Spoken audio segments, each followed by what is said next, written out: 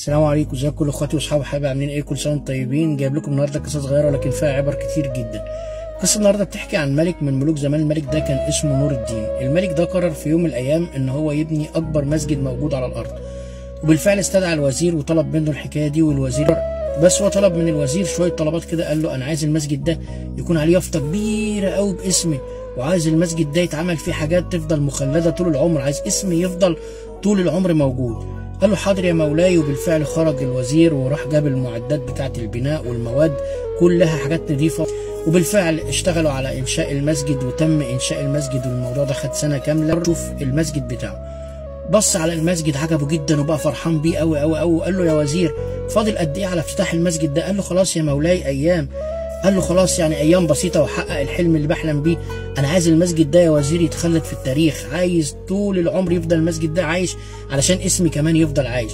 قال له حاضر يا مولاي، والله احنا عاملين اللازم فيه. وبالفعل الملك روح فرحان جدا وطلب من رؤساء افتتح. لكن الملك في يوم من الايام وهو نايم شاف حلم غريب جدا. قام من النوم مفزوع، نادى لزوجته قال لها الحقيني. قالت له في ايه؟ في ايه يا مولاي؟ ما في ايه؟ قال لها انا بحلم حلم غريب جدا. قالت له حلم ايه؟ قال لها انا بحلم ان الملائكه بتنزل تخلع اليافطه بتاعتي وتحط مكانها حقش اتحقق قوي من الاسم. فالمهم قالت له يا مولاي ده حلم عادي يعني. ولكن نام تاني في ايام تانيه وكرر نفس الحلم كذا مره، لحد ما قالت له خلاص يا مولاي احنا نشوف حد من مفسري الاحلام يجي يفسر لنا الحلم ده ويشوف حكايته ايه. وبالفعل استدعوا حد من مفسري الاحلام، ولكن مفسري الاحلام مع مولاي احنا ما عندناش تفسير ليه خالص وما عندناش حاجه تدل على ان في حاجه. وناموا في اليوم ده بقى الاخير قبل افتتاح المسجد بيوم واحد بالظبط. شاف الاسم بتاع الست موجود على اليافطه، صحى من النوم مفزوع وقال لزوجته انا عرفت الست اسمها ايه. قالت له اسمها ايه؟ قال لها اسمها ام الخير. وقالت له طب خلاص خلي الحراس والوزير يدوروا على الست دي في المملكه ويجيبوها. وبالفعل امر الملك نور الدين الوزير بتاعه انه يامر الحراس ان هم يجيبوا الست دي من اي مكان. نزلوا دوروا عليها وعثروا عليها بصعوبه جدا. ما كانش في المملكه كلها حد اسمه ام الخير غير ست واحده بس. الست دي كانت بياعه جبنه. بعد جابها قالوا له يا مولاي احنا جبنا الست. قال لهم دخلوها حالا. دخلت، قعد يستغرب على منظرها، ست فقيره ما بتملكش حاجه، هتعمل ايه في المسجد دي؟ فقال لها بالله عليكي طمنيني، ايه الشيء اللي انت حطيتيه في المسجد عشان يخلي ربنا سبحانه وتعالى يبعت الملائكه تخلع اليافطه بتاعتي وتحط اسمك انت؟ قالت له والله يا مولاي ما عملت حاجه، انا فقيره ما املكش شيء. حاجه ايه اللي عملتها؟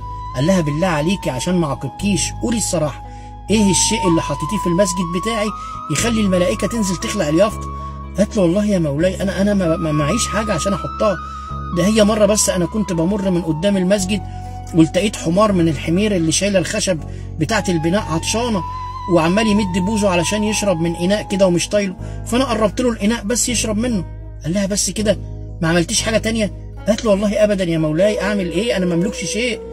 استغرب وبص للوزير وبص لزوجته وقال لهم يا سبحان الله، ربنا سبحانه وتعالى تقبل من الست الفقيره دي العمل بتاعها اللي قربت بس الميل ميه للحمار علشان يشرب، لان كانت بتعمل العمل خالص لوجه الله. لكن انا كنت ببني المسجد ده علشان خاطر اخلد اسمي، ما عملتوش لوجه الله.